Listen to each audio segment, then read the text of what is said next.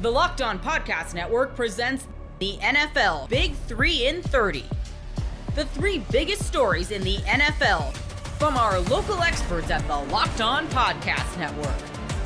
We bring you the real story, why it matters, what's next, who wins the big game, and more, all in 30 minutes. The NFL Big 3 in 30 starts now with the biggest story in the NFL. The Buffalo Bills are one win away from going to the Super Bowl.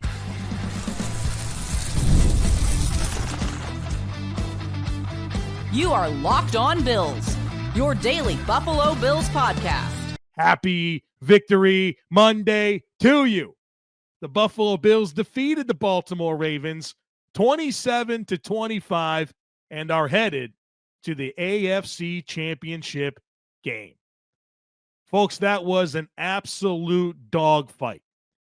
We know Baltimore is a tough matchup for Buffalo, and they sure were in this game. But at the end of the day, the Ravens were the team that made crippling mistakes and came up short. I said it all week. Games are lost more than they are won. The four teams that won in the divisional round and advanced to the conference championship games turned it over 0 times. The teams that lost combined for 10 turnovers. The Buffalo Bills defense, the big play defense that it has been all year, comes away with 3 monumental takeaways. The offense took care of the ball, and now the Buffalo Bills are 1 win away from going to the Super Bowl. All right. Hopefully you've caught your breath. I'll tell you what, that was a game that was emotionally draining. That was a week that was emotionally draining. The anxiety, the game finally gets there. You watch 3 other playoff games. You're waiting all day for Sunday night, as the saying goes. And then you feel like this Bills team is in such a good place coming out of the half up 21-10. You feel it slipping away there in the second half. Baltimore has a chance to tie it up. They score. They need a 2-point conversion. Mark Andrews drops the ball. Rasul Douglas recovers an onside kick. 1 first down. Josh Allen kneels it out. And we get ready for an AFC Championship game. But first, let's react to this game. I want to have a traditional post-game reaction podcast. We'll do things I liked. We'll do things I didn't like. Recap my predictions and talk a little bit about this AFC Championship game. In terms of things I liked, I think we got to start with the defense. And I really just like how they adapted. The first drive of this game was everything you kind of feared it would be. Now, you were happy that the Bills kind of sold out. They stopped the run early, but they were super careful with the pass rush. You're playing zone coverage. All the eyes are on Lamar Jackson. He hit some throws. Those zones were getting soft. They score a touchdown. And then they kind of settled in a little bit. Bills started to be a little bit more aggressive with their front. They applied some 5-man pressures, played a little man coverage, introduced a little chaos to the Baltimore Ravens offense, and learned that you couldn't really play that game on your heels. And adapted pretty well up until maybe the end there. I thought the Bills overall did a pretty decent job defending the run. That was the big narrative all week long. Can the Bills stop the run or defend it or give themselves a chance? Were the Ravens just going to give the ball to Derrick Henry 35 times and run it down the Bills' throat? Well, the Bills did a decent job of defending the run, and I think that's probably as good as you can hope for. Nobody was stopping this rushing offense. The Bills did a decent job. Lamar Jackson, 6 carries for 39 yards. Derrick Henry, 16 for 84. You can live with that. They go 176 rushing yards. Baltimore's been over 220 on the ground in each of their last 4 games. Justice Hill was the hardest guy the Bills had to defend back there. And so you gave up a little production, but it wasn't a snatch your soul type game that A lot of people feared it could be. And look, you knew that this Baltimore offense was going to have some production. They were going to move the ball. They were going to make some plays. This is a tough matchup for Buffalo on defense. But they were able to move the ball, but the Bills' defense did the thing that they did all season long, and they made a bunch of game-changing plays in high-leverage moments. The first one was the Taylor Rapp interception. It's a horrible throw by Lamar Jackson. That's all that was. Horrible throw. Hung it out there. Taylor Rapp, easy catch. Then Damar Hamlin with a sack. Lamar fumbles. Von Miller with a big return. And Baltimore was moving it, right? They were kind of getting close to the red zone. Game-changing play by Damar Hamlin. Huge recovery by Von Miller. Set up a short field and a touchdown for the Bills. And then Terrell Bernard. I mean, Mark Andrews catches that ball wide open in the middle of the field. And Terrell Bernard made a very aggressive choice to punch that ball out, man. He just threw a right hook. Ball comes out. He wasn't going to tackle him. He said, I'm either going to punch this ball out or you're going to get a even bigger chunk of yards. Made a big play, game-changing play.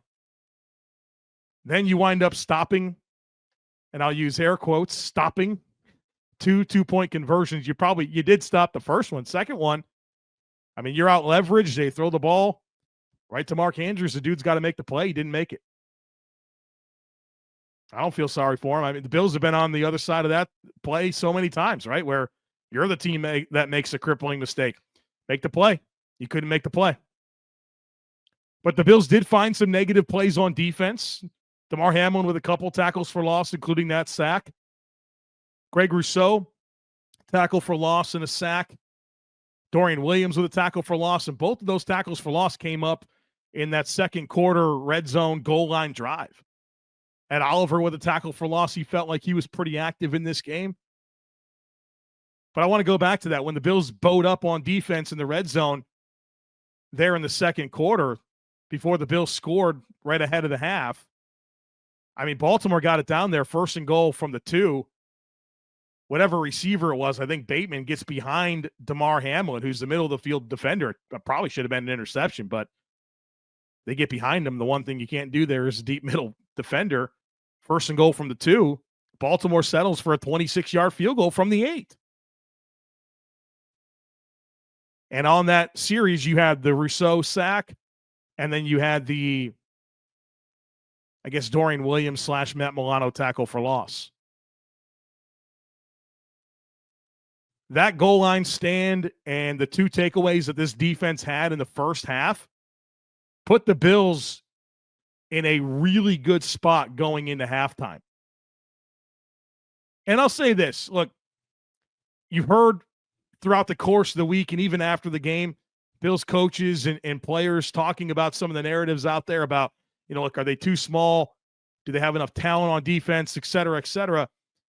And I like that they internalized that and made it motivating. I think a lot of that is fair for people to discuss and bring up. But great job just using that as motivation and fuel to go out there and have the type of game that they did, which was good enough to win, which included some big-time tackles for loss, some big-time takeaways, a huge goal line stand. So, again, I don't think a lot of that stuff wasn't true. I thought a lot of those were very fair questions. But as I've said a million times, like, the best teams can find ways to put a chip on their shoulder, find things to be motivating factors. And I think the Bills defense found the right stuff and certainly were a big reason why the Bills won this game. And I think the Bills needed every one of those things. The 3 takeaways, the negative plays, the Mark Andrews drop. They needed every bit of it to get out of there with a win. And they got out of there with a win.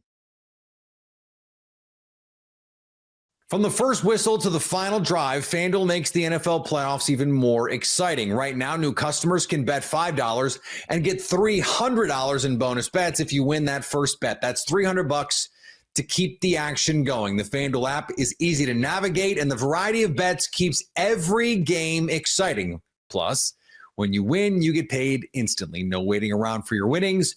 Whether you're betting on your favorite team or just looking to add a little bit of juice to the playoffs, FanDuel has you covered. Just visit FanDuel.com to join today and get started with $300 in bonus bets. That's FanDuel.com. Make this playoff season unforgettable with FanDuel, an official sportsbook partner of the NFL. Devastating season-ending playoff loss. You are Locked On Ravens, your daily Baltimore Ravens podcast. First full day, I guess, of the Ravens offseason, and it does not feel good to be here.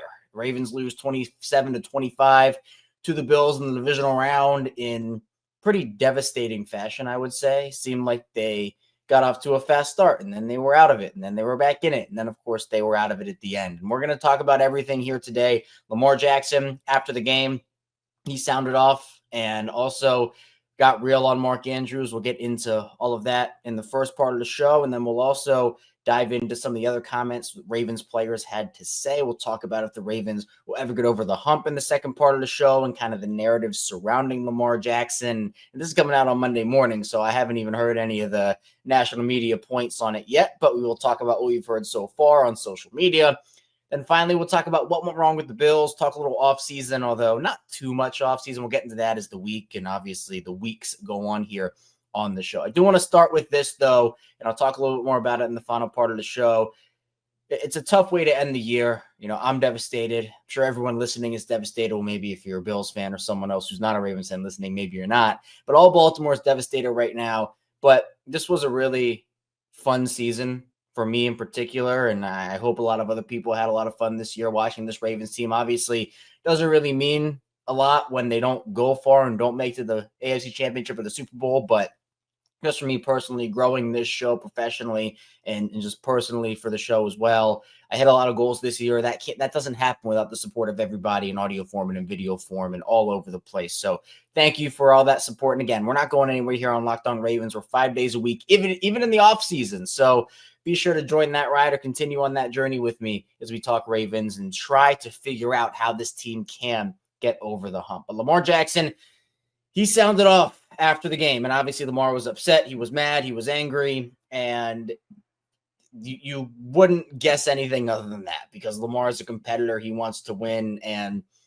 you know, that's just who Lamar is. And so, first of all, he was asked a question about Mark Andrews, and he said, of course, we're a team in the first half. I had 2 costly turnovers, me not holding the safety, me just knowing the coverage and knowing it was man coverage. I threw a BS interception. It was 7-7 at the time. I believe they scored after that. We battled back, fumbled a snap, trying to make something happen. It was like an RPO play, so I couldn't really throw the ball to Likely because the offensive line was down the field. So I tried to make something happen, tried to squeeze the ball. It slipped out of my hand. They picked it up, got some yards, and I think that led to points for them. So it's a team effort out there. He said, Mark's been busting his behind. He's been making plays on the field for us. We came up short, and like I've been saying all season, here's what Lamar really sounded off right here. Every time we're in situations like this, turnovers play a factor, penalties play a factor, and then he, got really explicit with the language, and I think that just showed the passion Lamar had here. He said, it's 9 turnovers. We can't have that stuff, although this is a family-friendly show. So I'm substituting stuff for the expletive word there. We can't have that stuff. That's why we lost the game. Hold on to the effing ball. I'm sorry for my language. That stuff is annoying. I'm tired of this stuff. I mean, Lamar, he was sounding off. And look, this is the competitor in Lamar. This is Lamar feeling like he let the team down and him being frustrated with the fact that he has been here before. And he talked about that, where he said that he's tired of coming up short, and it's frustrating for him and how he has been in this situation and how he and this team has not been able to go there. He talked about how he and Josh had an awesome moment after the game. And, he said, I have to get over this because we're right there. I'm tired of being right there. We need to punch it in. We need to punch in that ticket. We have to get right in the offseason. This is going to be the narrative surrounding the Ravens and Lamar. Now, I don't think Lamar deserves all the blame for this game. I want to say that. There were 2 really costly turnovers that he had early. We're going to acknowledge that. We're going to say that happened. We can't just throw that away. Lamar was a reason why the Ravens lost this game. But I thought that he played a much cleaner second half. I thought that he, on that final drive, was pretty magnificent. And again, like if the turnovers don't happen in the first half, okay, maybe we're talking about a different ballgame. There are a lot of things that could have gone different. But I'm not going to sit here and say that Lamar was the only reason they lost that game. Mark Andrews was a big reason they lost that game. The coaching, Todd Monken, not Harbaugh in particular, but Todd Monken and the play calling, I thought, was not up to standard in this one. But Lamar is somebody that he takes a lot of pride in being able to lead his team, and he is a perfectionist, right? It feels that way. So whenever he makes those mistakes, obviously he does own up to it, which I think is really big of him. And I think that, look, he kind of took his licks in the press conference, right? You know, he admitted to his mistakes. He answered all the questions, I thought, admirably. He, took ownership. And you see some quarterbacks do that and some quarterbacks don't do that. And, I give Lamar a lot of credit. He said the takeaways from the season and the game was protect the ball. Like I said, we're driving the ball smoothly all game. I don't think we punted tonight. It was the 3 turnovers that got us off the field. So if you protect the ball, we're not even having these conversations, and you guys aren't even having those types of questions for me. You have to do a better job protecting the ball. Then we'll be on the right track. And this is a fact. The reason the Ravens lost this game, if you've been with me on Locked On Ravens every day, I talked about this. When the Ravens play their game and don't get in their own way, they can win the Super Bowl. They're the best team in the league, it feels like. But when they do, it's just crippling mistake after crippling mistake. And the Ravens didn't lose any games this season in blowout fashion. It always felt like either the Ravens were blowing people out, or they were winning close games, or they were losing close games that they had chances to win in, but they just couldn't get out of their own way. And the Ravens in this game, just for context a little bit, they outgained the Bills by almost 150 total yards. They had more rushing yards than the Bills. They had more passing yards than the Bills. They averaged more yards per pass. They averaged more yards per play. They averaged more yards per carry. They went 7 of 10 on third down. They went 1 of 1 on fourth down. They had 3 more first downs than the Bills. And then you look at the turnover category, and it's the loudest thing on the box score stat sheet. 3-0. The Ravens made the mistakes and the Bills didn't. And that was the difference. It's a 2-point loss. And that's where the mistakes come in. It's not just the turnovers. I am talking overall mistakes. Obviously, the Andrews drop on the 2-point conversion, which we will dive into.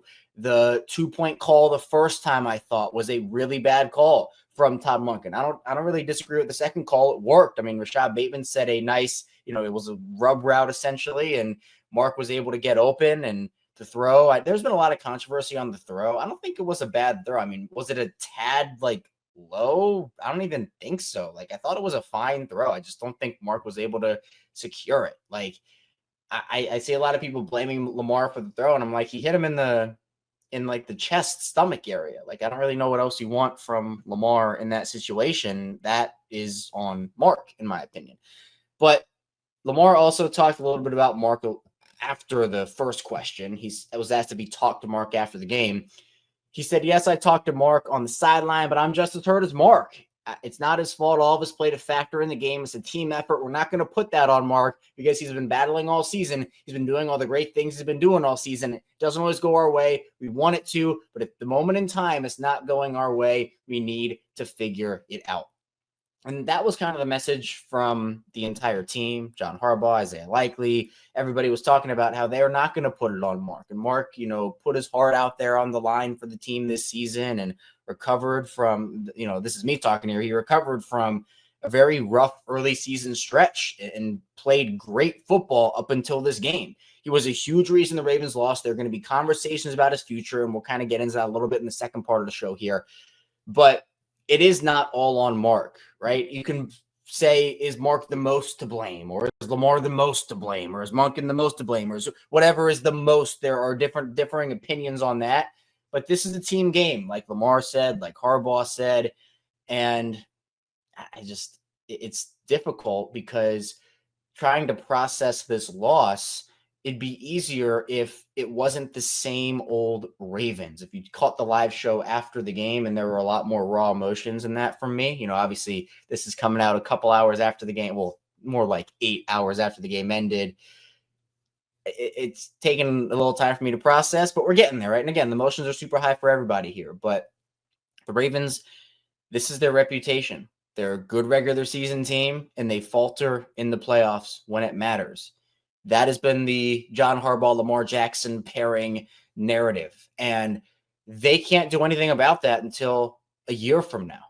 You know, the Ravens could go 17-0 during the regular season and not a soul would care. Not a soul. They could be the most dominant regular season team ever, and no one would care because the narrative, and it's not wrong. They have not performed up to expectation. This to me was Lamar's, when everybody's talking about, Lamar can't perform in the playoffs, this, that, and the other. And that's a whole other loaded conversation, which I think Lamar has gotten overly criticized for that. Lamar had the 2 bad turnovers, right? We're not going to excuse him for that. But I think he recovered. And, it's difficult because it's a full 60 minutes. You're not just going to throw away the turnovers and say they didn't happen, as we talked about earlier. But this Ravens team has a lot of soul searching to do in the offseason, and it's the beginning of now a long offseason period for Baltimore. They're going to have to make some tough decisions, and we're going to see how this team looks at the beginning of next season because there will be some changes. I love going to live events, whether it's sports, music, theater, or comedy. One of the most fun evenings this year was me and my wife getting a chance to go out. The excitement, the energy, it's unforgettable. It's unmistakable. Gametime has a new feature called Gametime Picks that makes getting tickets for your favorite live events even easier. Gametime Picks filters out the fluff to show you only incredible deals on great seats, so you don't have to waste time searching through thousands of tickets. Curation makes it easier to save more on sports, concerts, comedy, theater, and more near you. You can take the guesswork out of buying tickets with Gametime. Download the Gametime app, create an account, and use code LOCKEDON for $20 off your purchase. Terms apply. Again, create an account and redeem code LOCKEDON for $20 off. Download Gametime today. What time is it? Gametime. Jalen Carter refused to let Philadelphia Eagles' self-inflicted wounds end their season. You are Locked On Eagles, your daily Philadelphia Eagles podcast. It wasn't easy, and that's an understatement. That was maybe the most stressful yet fun playoff game that wasn't a Super Bowl I've ever watched as an Eagles fan. But regardless, the Eagles are headed to their 3rd NFC Championship game in 7 years, their 2nd NFC title in the last 3 years, a 28-22 win over the Los Angeles Rams. And this game, again, it was beautiful and torturous, all wrapped up in one. The snow looked incredible. The Eagles had so many storybook moments in this game, and yet it was one of the most frustrating, stressful games I've ever watched because the Eagles tried to shoot themselves in the foot and end their own season time after time after time in this game. They just could not put the Rams down. Every single play you feel like, there it is. That's the moment. This game's over. The Rams found a way back in it until the final drive. And it's all because of the reason, even with that being said, the Eagles are headed to the NFC title, a home game in Philly next week against Washington, is because of, there's a lot of reasons, but the main reason, number 98, Jalen Carter. He refused to let the Eagles end their own season. This was one of the most historic, dominating performances from a player I've ever seen in the playoffs. And you can say that twice about 2 Eagles in this football game because Saquon Barkley had a historic performance himself. 26 carries, 205 yards, and 2 touchdowns. But I think the story of the game was Jalen Carter. I was a week early challenging Jalen, saying, I want to see, you've been dominant all year. Your efficiency numbers, elite. Like, you are the alpha of the Eagles defense. But I want to see one of those performances where you take over from start to finish, where you say, I am one of the best players. Not only I'm the best player on this defense, I'm the best player on this field. I am the best player at my position in the NFL, and I am a generational potential Hall of Fame talent. Like, that's what I wanted to see from Jalen Carter in the playoffs. Show me you're the next Fletcher Cox. Show me you're the next Aaron Donald. He absolutely did that today. 2 sacks, a forced fumble. I mean, genuinely, you can even combine quarterbacks in this conversation. Jalen Carter today had one of the most impressive playoff performances that I've ever seen. And again, those 2 huge plays that he made won you this game in the second half, where Jalen Hurts is injured. That knee looks super messed up. He takes a brutal sack in his own end zone for a Rams safety. The game is now at 16-15. It feels all but over. The Eagles season's about to end. Jalen Carter, like he's Falcon from Nintendo, punches the football out of Kyron Williams' hands, forces the fumble. Isaiah Rodgers picks it up, almost takes it to the house. Again, that completely changed the momentum of the game. It felt like the Eagles were done. They were dead. They looked dead in the water. Jalen Carter said no. That completely turned the game around. Then, after Saquon Barkley's second 60-plus yard touchdown of the game, you feel like it's over again, but no. Vic Fangio's soft coverage lets the Rams march down the field.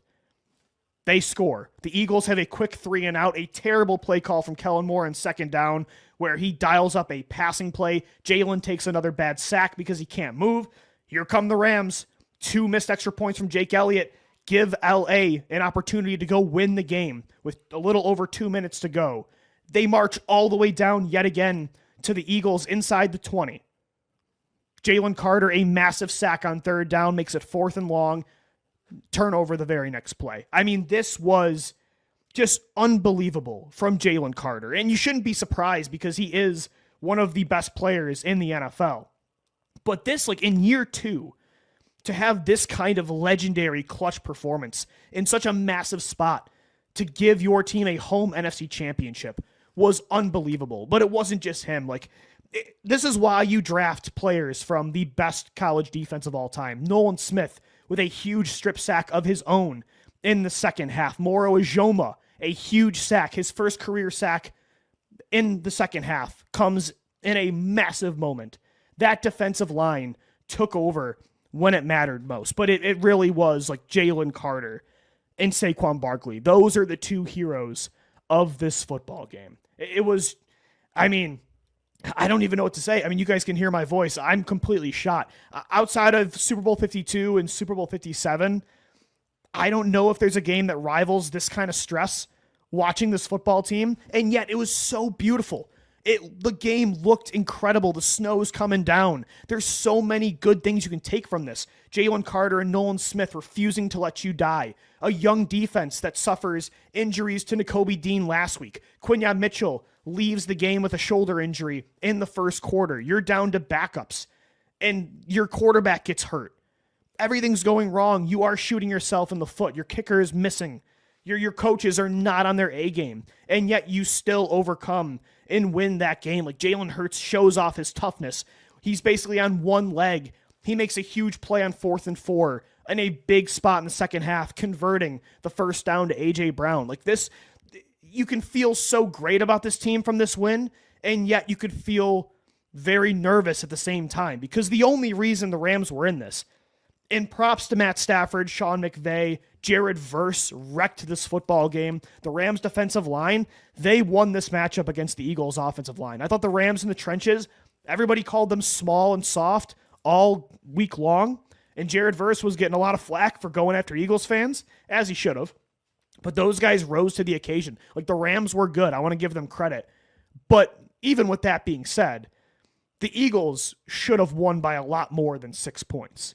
I mean, how many times in the first half Jalen Hurts takes 2 bad sacks on third down, taking them out of field goal range? Like there's points left on the board. 2 dropped interceptions by Darius Slay and Isaiah Rodgers. That one gets pulled away by Demarcus Robinson for a huge completion that puts the Rams in Eagles territory. Vic Fangio's soft coverage in the second half lets the Rams get back within 1 score after what felt like the Saquon Barkley game-sealing touchdown.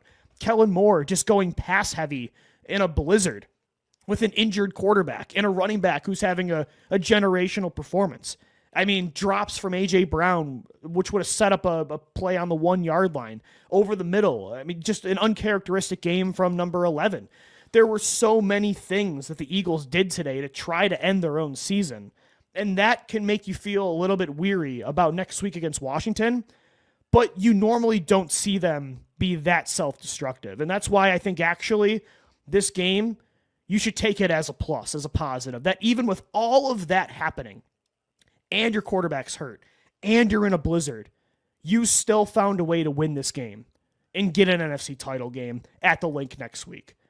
Like, I think this game can help you win a championship in the end. Like, there is so many lessons you can take from this. Like, this is a game that unites your team and sparks something special. Like, I really do think you could tell when you're watching something historic, right? When you're watching something special, something that you're going to say, in 10, 15 years, we're going to be looking back at this game and saying, wow, I can't believe we watched that live. Like, this game looked special.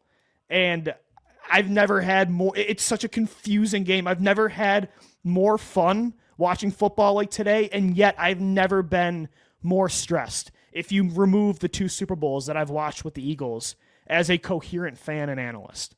I mean, it was just, I'm so glad it's over, but holy cow, what a finish. And the Eagles will host the Commanders next week for, like I said, their 3rd NFC title in the last 8 seasons, their 2nd home NFC title in 3 years. A win is a win in the playoffs, folks. Ladies and gentlemen, a win is a win in the playoffs, and the Eagles got a win today. Jalen Hurts, Nick Sirianni, this era of Eagles football, all they do is find a way to win football games. But the story of today, Jalen Carter, Nolan Smith, Saquon Barkley, those 3 especially, they were the ones that found a way to win this football game.